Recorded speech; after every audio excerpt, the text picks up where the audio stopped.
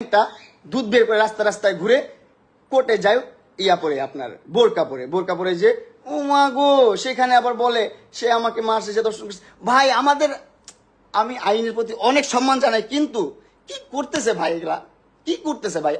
আমার কি বাঁচার কোনো অধিকার নাই? ও আমাকে হুমকি দিচ্ছে তুই জেলে পচে মরবি। আমি নাকি জেলে পচে মরবো?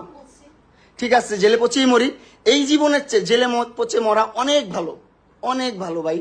আপনারা আইনের মানুষ যদি কেউ দেখে থাকেন ভাই প্লিজ ভাই আমার সহায় হন। এই যে দেখেন ফোন দিয়ে, এই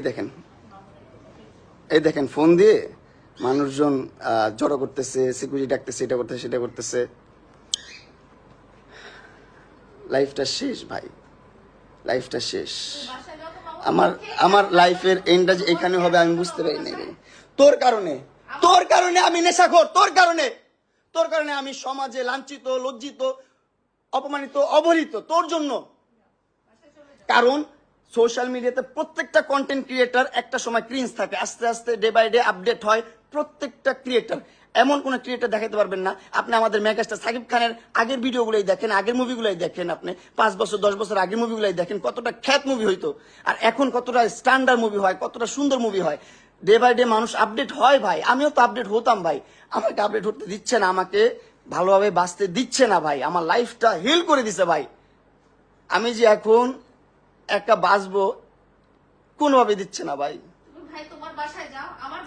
ঠিক আছে ভাই, তুমি আমার মোবাইল থেকে কেন আমার ভিডিও, আমার পিকচার, আমার সবকিছু ট্রান্সফার করলা আমার অনুমতি ছাড়া, আমার মোবাইল ধরে সেগুলো আবার তোমার মিডিয়ার ভাই বেড়াদারকে শেয়ার করলা, তারা আপলোড করতেছে কেন? কেন করলা তুমি এটা?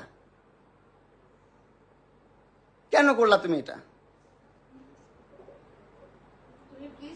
তুমি তোমার এই যে তোমার মাইয়াগুলার সারা জীবন পরিচয় দিচ্ছে আমার কাজিনের বাচ্চা, আমি বিয়ে করি নাই, আমি প্রেম করি নাই। ও সারা জীবন পরিচয় দিচ্ছে, সারা জীবন বলছে, সারা জীবন 4-5টা বছর ধরে বলছে যে আমার এই দুইটা হচ্ছে আমার কাজিনের বাচ্চা, আমার বাচ্চা না, আমি বিয়ে করি নাই, আমি জীবনে প্রেমই করি নাই। এইটা বলছে আল্লাহর কসম। ও বলছে যে আমি একটা প্রেমও করি নাই, আমার বাপ মা এত স্ট্রিক্ট, আমি আর্মি ফ্যামিলির, আমি আর্মি ব্যাকগ্রাউন্ডের, আমাকে একটা মুভমেন্ট করতে দেয় না, একটা জায়গায় যাইতে দেয় না, এটা বলছে এই মহিলা। কিন্তু দিন শেষে জানা গেল কি 2টা বিয়ে করছে। প্রেম কত করছে তার তো কোনো হিসাব নাই, দেশ বিদেশ ঘুরে বেড়াইছে, কত কিছু করছে না করছে তার তো কোনো হিসাবই নাই, তার কোনো হিসাব নাই। তারপর 2টা বাচ্চা আমার সাথে কাজিন হিসাবে পরিচয় করাইছে, আমার ভাই বোন বলে ডাকে, এখনো ডাকে ভাই বোন বলে।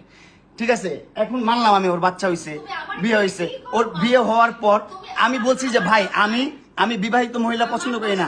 চুপ থাকো, তুমি আনছো তোমার বাসায়, আমাকে তুমি রাতে আনাইছো তোমার বাসায়, আনায় ঘুম পাড়ায় রাখছো, আমাকে ঘুম পাড়ায় আমার মোবাইল থেকে সব ধরনের ভিডিও পিকচার সবকিছু নিয়ে গেছো, সবকিছু ট্রান্সফার করছে। কেন ভাই যাবো এখন, কেন ভাই যাবো?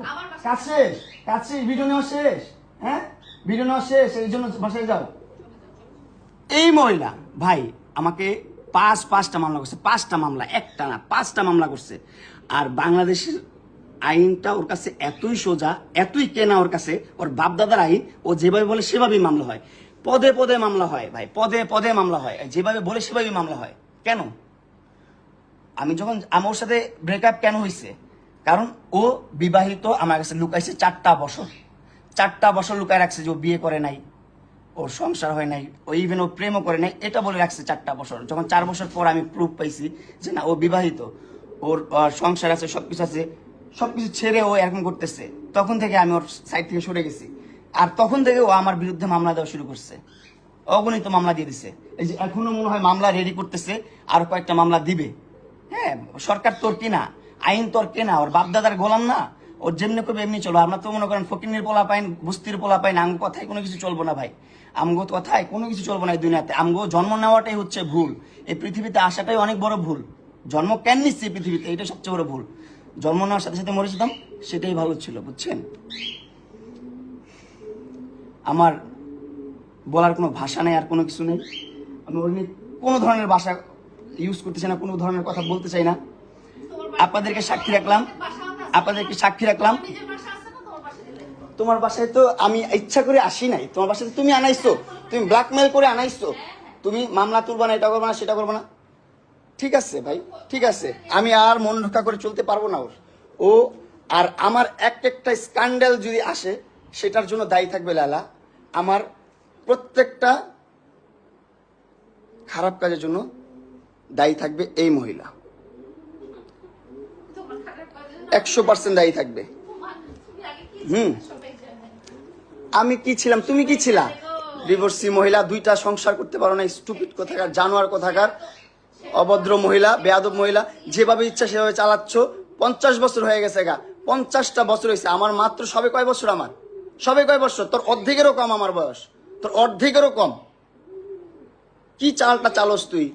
তুই এইখানে এদিকে সম্পর্ক নষ্ট করিস, ওদিকে সম্পর্ক নষ্ট করস, সব দিকে সম্পর্ক নষ্ট করস। মাসুদ ভাইয়ের সাথে পর্যন্ত সম্পর্ক তুই নষ্ট করছিস। অবশ্যই মাসুদ ভাইয়ের সাথে সম্পর্ক নষ্ট করে দিচ্ছে, সবকিছু করে দিচ্ছে, মানে একদম একবারে ছিন্নমূল করে দিচ্ছ আমাকে।